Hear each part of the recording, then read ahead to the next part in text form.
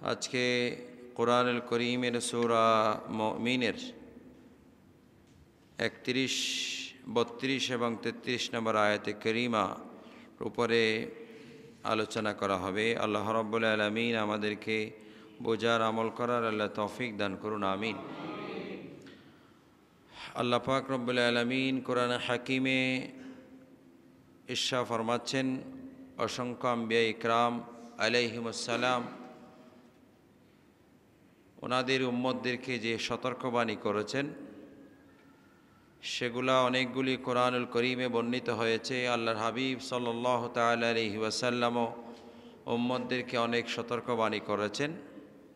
তার মধ্য থেকে আজকে আল্লাহ রাব্বুল আলামিনের এই আয়াতে কারিমার মাধ্যমে আল্লাহর বান্দাদেরকে আল্লাহর হাবিবের মাধ্যমে সতর্ক করছেন। আল্লাহ পাক ইরশাদ ফরমাচ্ছেন, আউযু বিল্লাহি মিনাশ শাইতানির রাজীম, বিসমিল্লাহির রহমানির রহিম, ইয়া কওমি ইন্নী আখাফু আলাইকুম ইয়াওমাত তানাদ।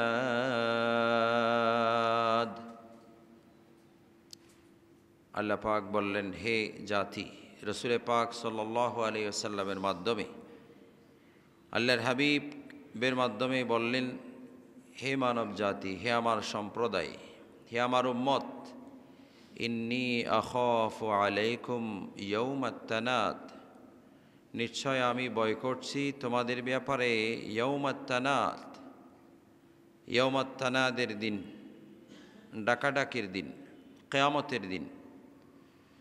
يوم تولون مدبرين ما لكم من الله من عاصم, যেদিন সবাই পিছনের রাস্তা দিয়ে পালাতে চাইবে, আল্লাহর শাস্তি থেকে বাঁচার জন্য পিছনের রাস্তা দিয়ে পালাতে চাইবে, কেউ পালাতে পারবে না। আল্লাহর অবাধ্য কাউকে পালাতে দেওয়া হবে না। কেউ সেদিন পালাতে পারবে না। যার জন্য যা নির্ধারিত তার জন্য তা বলবৎ হয়ে যাবে।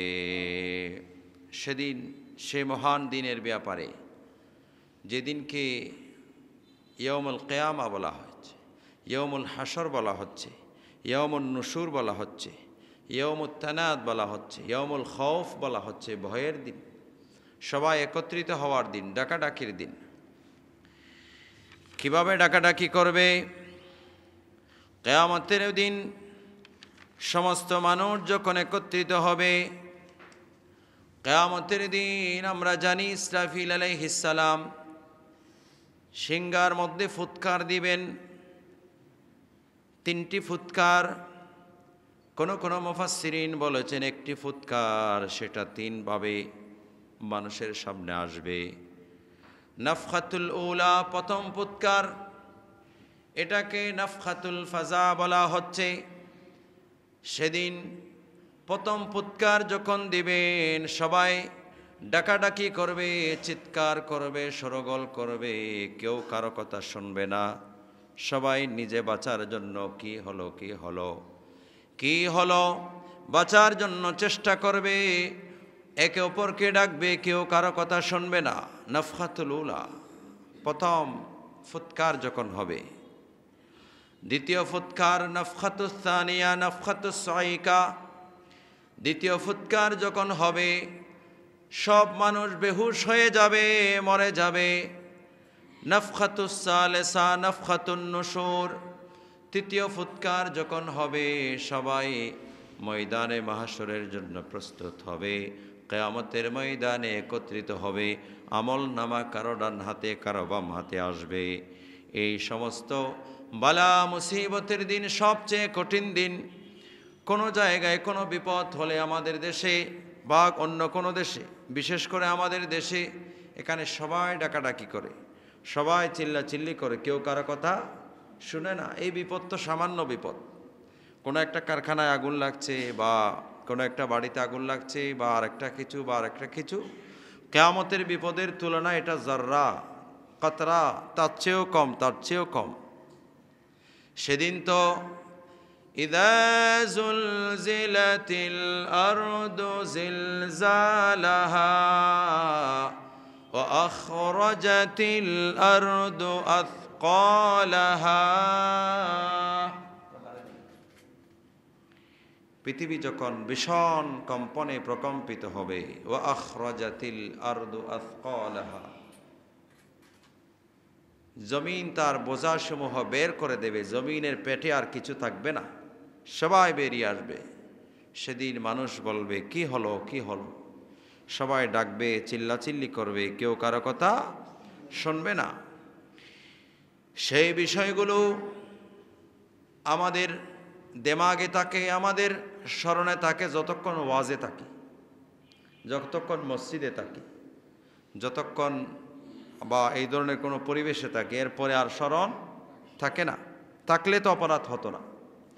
হযরতে আবু হাজেম আরাজ রাহমাতুল্লাহ আলাইহি প্রখ্যাত তাবী, যার থেকে বুখারীতে অনেকগুলি হাদিস বর্ণিত আছে, আনিল আরাজ বলেই তিনি বলেন, তিনি নিজেকে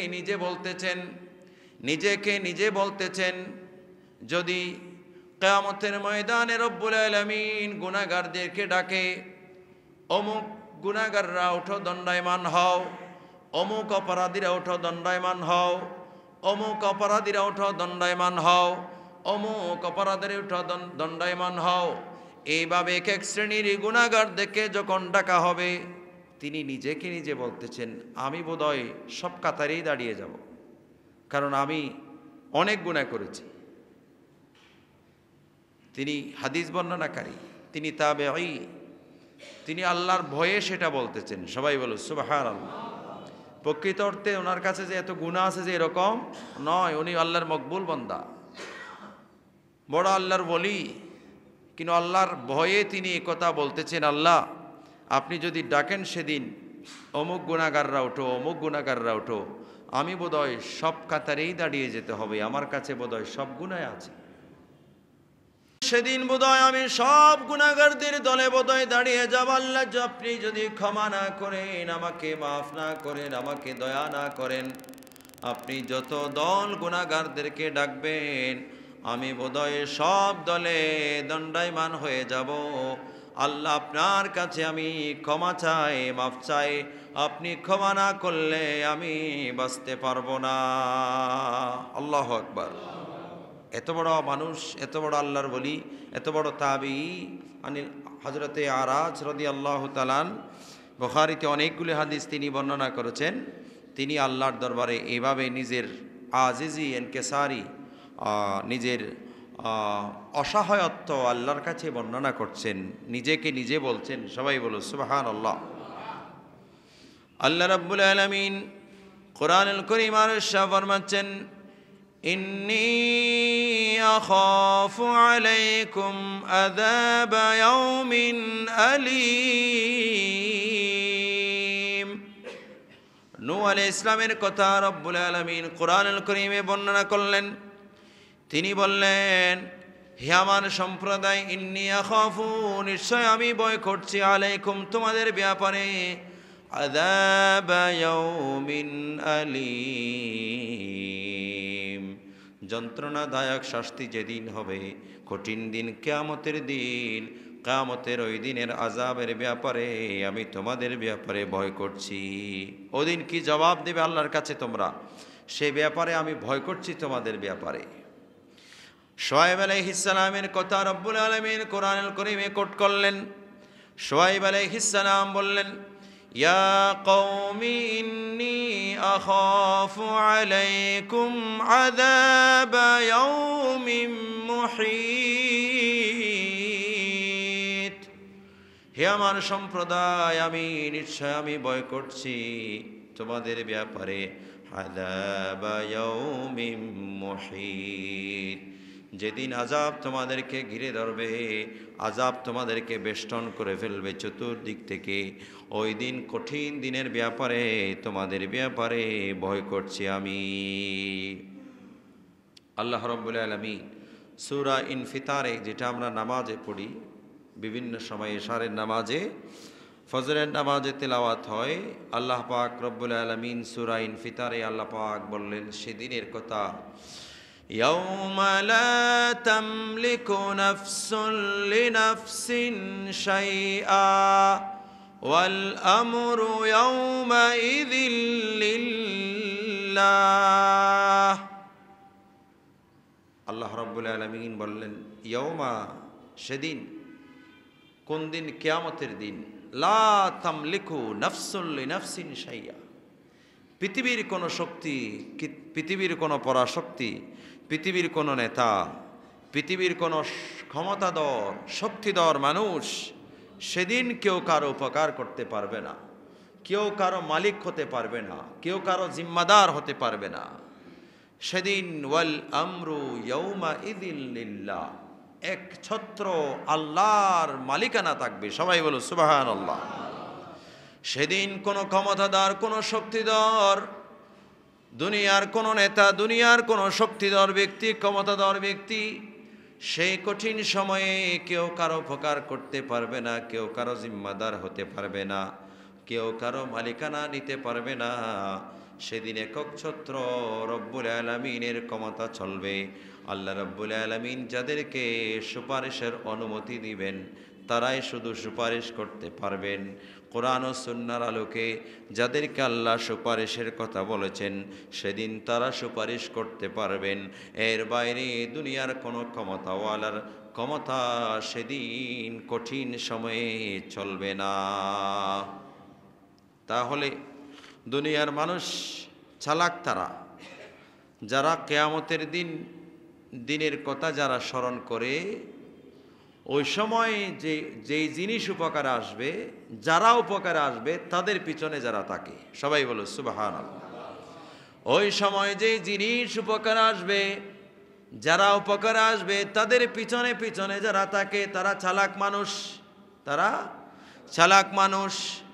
আর যারা তাদেরকে বাদ দিয়ে দুনিয়া নিয়ে ব্যস্ত আছে, দুনিয়ার পিছনে যারা জীবন বিসর্জন দিচ্ছে তারা সবচেয়ে বোকা মানুষ। সবাই বলুন নাউযুবিল্লাহ। আন আব্দুল্লাহ ইবনে আমর রাদিয়াল্লাহু আন قال قال رسول الله صلى الله عليه وسلم إنما مثلي ومثل أمتي। আল্লাহর হাবিব সাল্লাল্লাহু আলাইহি ওয়াসাল্লাম ইরশাদ ফরমাচ্ছেন, আমার এবং আমার উম্মতের মধ্যে দৃষ্টান্ত হলো রাজুলুন আওকাদা নারান ফাজআলাতিদ দাওয়াব ওয়াল ফারাশু ইয়াকানা ফিহা। একজন মানুষ আগুন প্রজ্বলিত করেছে, এখানে সব প্রাণী, সব ঘোড়া, সব কিছু এসে সেখানে আগুনের মধ্যে পড়ে যাচ্ছে।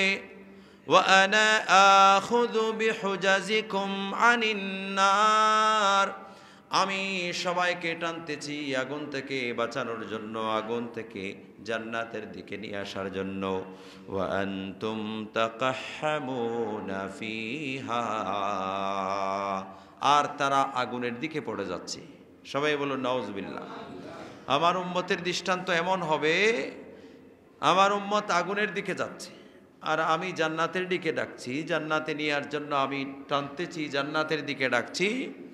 আমার অনেক উম্মত আগুনের ভিতরে, আগুনের লেলিহান শিখা জ্বলছে, জাহান্নামের আগুন জ্বলছে, সেদিকেই চলে যাচ্ছে। সবাই বলুন নাউযুবিল্লাহ।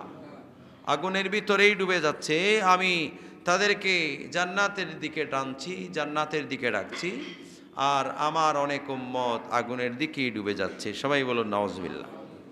আল্লাহর হাবিব সাল্লাল্লাহু আলাইহি ওয়াসাল্লাম আর ইরশাদ করেন, লা মালজা ওয়ালা মানজা মিনাল্লাহি ইল্লা ইলাইহি। এটা অনেকেই তাসবিহ পড়েন, তাসবিহ হিসেবে এই দোয়া পড়া যায়, লা মালজা ওয়ালা মানজা মিনাল্লাহি ইল্লা ইলাইহি। এই দোয়া পড়লে রব্বুল আলামিন বিপদ থেকে উদ্ধার করবেন, নিরাপত্তা দিবেন। সবাই বলো সুবহানাল্লাহ। কি বলা হচ্ছে হাদিসে? আল্লাহ ছাড়া কোনো আশ্রয়স্থল নেই, আল্লাহ ছাড়া নাজাত দেওয়ার আর কেউ নেই, আল্লাহ এবং রসুল ছাড়া বাঁচার কোনো রাস্তা নাই আল্লাহ এবং রসুল ছাড়া আশ্রয় নাই, আল্লাহ এবং রসুল ছাড়া নাজাত দেওয়ার কেউ নেই। সবাই বলো সুবহানাল্লাহ।